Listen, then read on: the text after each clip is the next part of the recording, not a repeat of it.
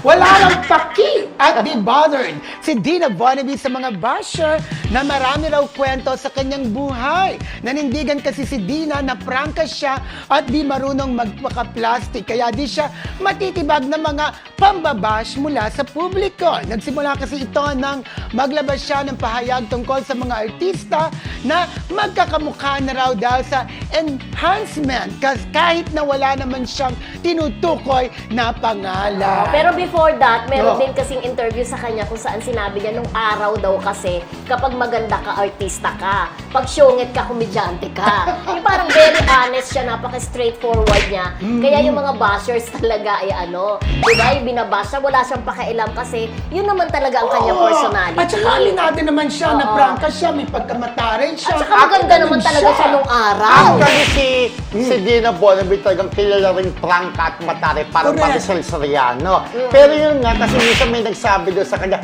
yan ba yung bida nung dati? Hindi yan kasi halos magkakamukha na yung nagbida doon sa binabanggit na siya. Dahil sa pagre-reto. Yan, di ba yan yung bumati sa akin kanina? Ay, hindi yan, iba Hindi yan, yan. iba yan. Ganon. Parehas lang mukha kasi. Actually ako meron ako nakita, napansin ng isang nagparetoke. Magkaiba kami ng tingin ni Mildred eh. Yung nagparetoke na actress na yun, mas nagandaan ako nung hindi retokada. True, may Napansin ganon. mo, di ba? Oo, Mas totoo. maganda siya kaysa hindi retokada, binago lahat ang ilong, ang mata. Ngayon, iba na yung mukha. At Nagulat din ako dun sa isang...